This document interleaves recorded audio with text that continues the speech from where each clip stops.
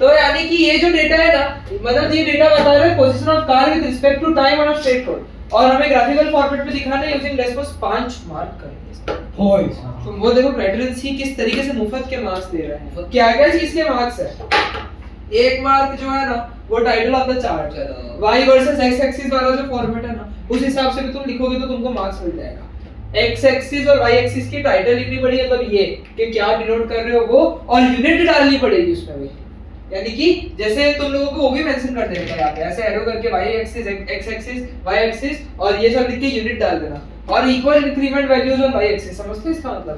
जो कह रहे हैं वो सेम होना चाहिए, स्केल की बात कर रहे हैं 50 100 150 ऐसे, और सारे पॉइंट्स को करेक्टली प्लॉट किया होगा, जोड़ दिया होगा, तो इसके 2 मार्क्स है। तो 5 मार्क्स देखो मुफ्त के है और कुछ भी नहीं है। अब देखो इंटरप्रेट द ग्राफ, और मोशन यूनिफॉर्म है या नहीं है, तो स्ट्रेट लाइन है क्या ये? नहीं, तो मोशन यूनिफॉर्म होगा क्या? सर हमें ग्राफ अलग बनाना होता है, ऐसा नहीं आता तो आप वो बनाना सिखाओगे? कौन सा वाला बनाना? हमें मैनुअली आता है, हमें ऐसे बस बॉक्सेस दिए तो हमें खुद पूरा स्केल डालना पड़ता है। वो दिखाना मेरे को, मैं दिखाता हूं। अरे खाने में ग्राफ का वो पेपर दिया होगा ऐसे समझो। सर वो क्राइटेरिया तो देखो इतना यूनिफॉर्म है और इतना यूनिफॉर्म है, क्योंकि ये इतना स्ट्रेट था और ये इतना स्ट्रेट था करके ऐसा, पर पूरा का पूरा यूनिफॉर्म नहीं है, ठीक है। अब देखो अब जो सवाल पूछा है ना वो बहुत जरूरी है। Calculate the average velocity of the car from the time interval of 6 second to 16 second. Average velocity पूछिए 2 मार्क में तुम लोगों को। तुमको पता होना चाहिए वेलोसिटी स्लोप देती है, एवरेज वेलोसिटी पूछा है, तुमको पता होना चाहिए वेलोसिटी जो होता है वो स्लोप से आता है। तो तुम लोगों को कोऑर्डिनेट्स लेने हैं, कुछ नहीं है, कोऑर्डिनेट्स ले लो 6 सेकंड के और 16 सेकंड के, और उसके कोऑर्डिनेट से स्लोप निकालो, जो आएगा वही है। तो कब एरिया क्या देता है, स्लोप क्या देता है, ये सारी चीजें तुमको ना बहुत अच्छे से पता होनी चाहिए। अब देखो स्लोप से हमें अलग अलग चीजें मिलती है। देखो अभी ना थोड़ा समझ रहा, और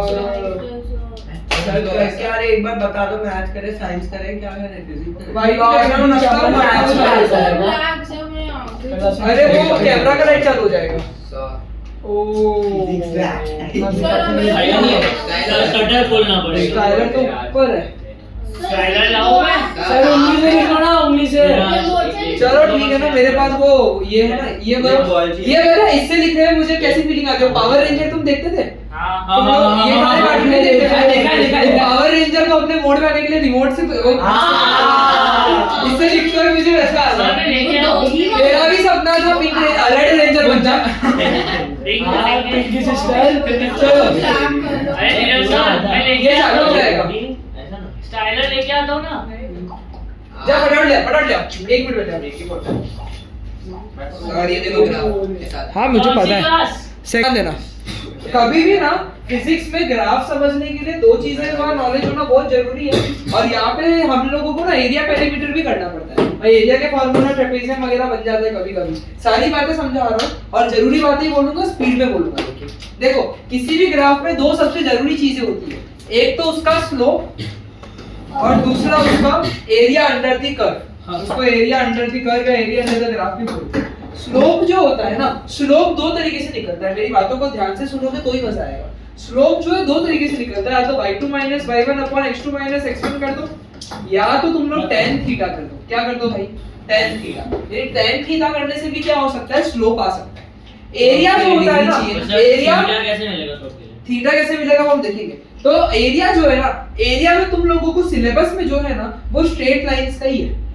जैसे ऐसे कर्व हो जाता है ना तो इसका इंटीग्रेशन करना पड़ता है, लेकिन वो हमारी बातें सिलेबस में नहीं है। तो पर एरिया अंडर कर्व का मतलब क्या होता है, इसके स्टार्टिंग पॉइंट से नीचे एक लाइन खींचो, इसके एंड पॉइंट से नीचे एक लाइन खींचो।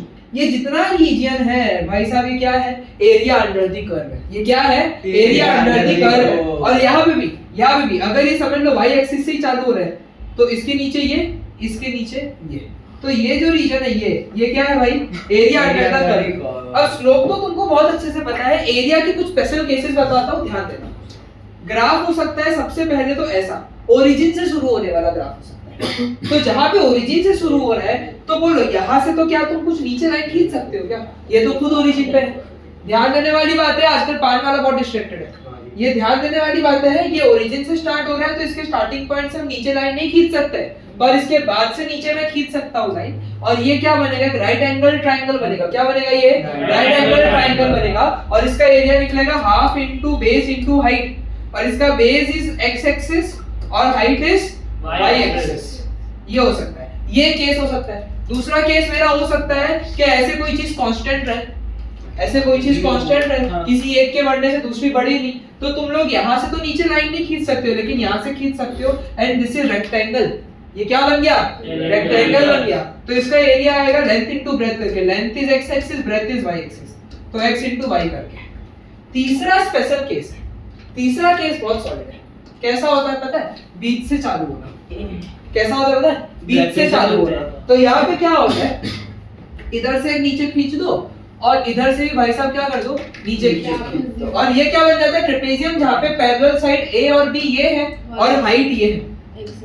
ध्यान देना, हाइट हमेशा सीधी होनी चाहिए, ऐसी टेढ़ी मेढ़ी नहीं, ये सीधा होना चाहिए। तो एरिया इसका फार्मूला होता है half into a plus b into h। तो a का वैल्यू ये, b का वैल्यू ये, और हम गलती करते हैं, बता रहा हूँ ध्यान से, गलती होती है, हम हाइट इसको ले लेते हैं, पता नहीं क्यों, लेकिन हाइट ये होती है, एकदम स्ट्रेट होती है। तो इस तरीके के ये तीन से भी बनते हैं लगभग हमारे सिलेबस के हिसाब से। तो फिर भाई तो इस एंगल से देखना, उस एंगल से क्यों देख रहा है? ये थोड़ी सिर्फ ट्रेपेजियम है, तो वो ट्रेपेजियम। ट्रेपेजियम टेढ़ा है, ये ट्रेपेजियम पता है कैसा है? ये ट्रेपेजियम ऐसा है, ऐसा ट्रेपेजियम है, समझे? तो इसकी हाइट इसकी साइड ही है।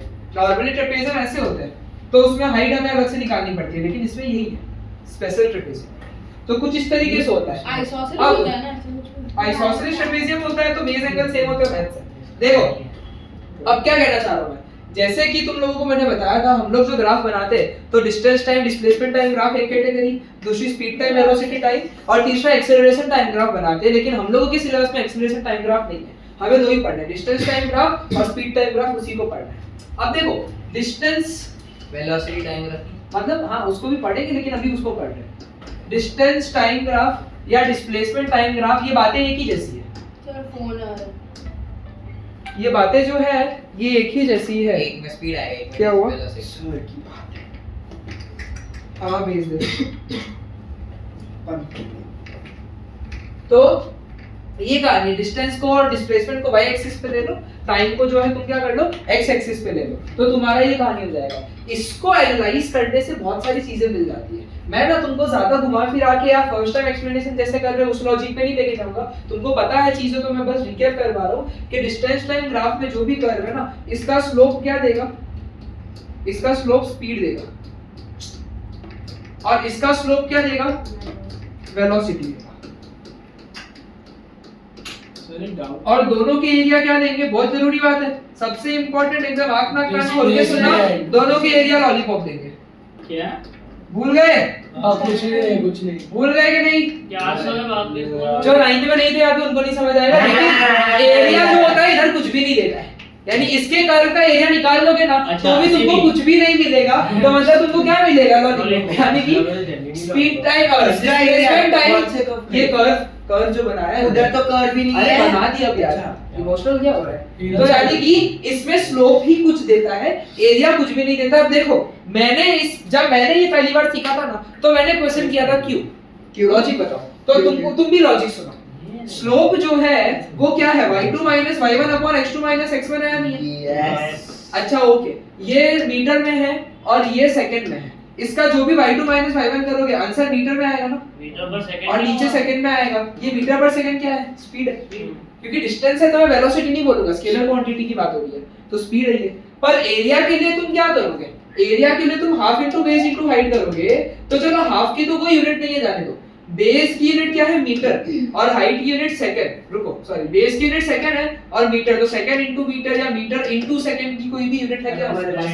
नहीं, तो इसका एरिया कुछ भी ऐसी एंटिटी नहीं देता है जो मैं जान पहचान करता हूं, यानी कि एरिया दोनों का कुछ भी नहीं देता है, स्लोप इनका जो है ना वो वेलोसिटी और स्पीड देता है, ये जरूरी बात है। तो इसीलिए अभी हमने जो सवाल देखा ना, उसमें हम लोगों ने जैसे ही वो पोजीशन टाइम ग्राफ बोले था, ये दोनों पोजीशन टाइम ग्राफ है। क्या है ये दोनों? पोजीशन टाइम, क्योंकि डिस्टेंस और डिस्प्लेसमेंट बेसिकली पोजीशन बताते हैं। तो ये दोनों पोजीशन टाइम ग्राफ है।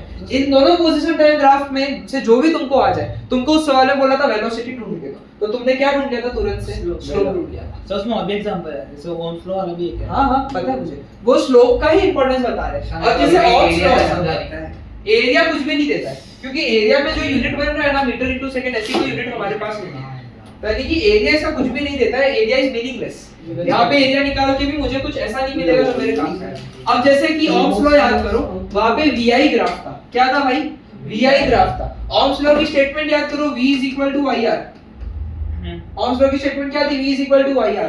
तो V upon I is equal to R, ये हमारा ओम्स लॉ बोलता है कि रेजिस्टेंस जो है वो V अपॉन I है। इसमें तुम स्लोप निकालने की कोशिश करो, इसमें तुम स्लोप निकालो, y2 y1 करके, y2 y1 करके क्या आएगा? V आएगा ना, वोल्टेज, और x2 x1 करके जो भी आएगा I आएगा। तो ये क्या है?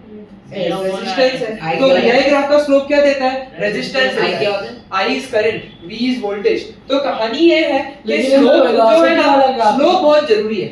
ये तो बस मैं समझा रहा हूँ एक केस। स्लोप बहुत जरूरी है। स्लोप हर एक जगह पे मुझे लगता है कुछ ना कुछ ऐसे दे देता है ना, पर एरिया हर जगह पे कुछ नहीं देता है। तो एरिया कहाँ पे देता है भाई? तो चलो पढ़ते हैं। सर लेकिन एरिया ढूंढ के मिलेगा क्या आपको? तो कुछ नहीं मिलेगा, इसलिए ढूंढने का नहीं।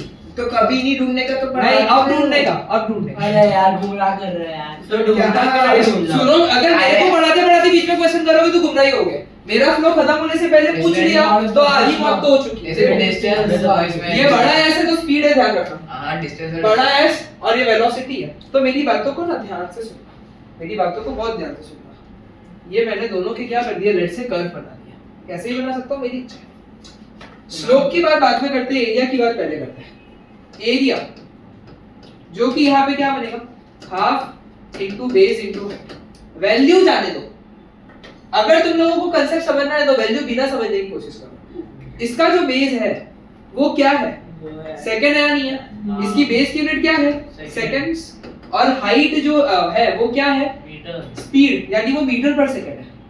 वो क्या है? स्पीड है ना, तो मीटर पर सेकंड है। कट मीटर, ठीक है? डिस्टेंस है। तो यानी कि area of speed time graph gives distance, तो उधर डिस्प्लेसमेंट मिल रहा होगा, वहां पे भी तो मीटर आएगा। बस फर्क ये है कि वेलोसिटी थी ऊपर। तो मेरी बातों को ना बहुत ध्यान से सुनना, मेरी बातों को बहुत ध्यान से सुनना। मैं जो भी बातें कर रहा हूँ मैं बिल्कुल भी सिंपल बातें नहीं कर रहा। तो जो एरिया है ना, एरिया यहाँ पे क्या देता है? डिस्टेंस देता है। और सारा का सारा क्या यूनिट का है? ऊपर है वो तो और चढ़ना ही पड़ेगा मेरे को। आगे काट दिया मैंने लेकिन। अरे नाम तो बताओ। क्या क्या करना पड़ता है मेरे को? आपकी क्लास है, आपने लगाया है। कैमरा भी आप ही ने सर लगाया कैमरा है। तोड़ दो बोलता हूँ मैं। अरे संदीप अंकल लगाया है मम्मा। जा ही नहीं रहा है। सर अच्छी फ्लैश लाइट चाहिए हो तो मैं करता हूँ। गया पर बोल रहे हो सर? नहीं अरे और मैं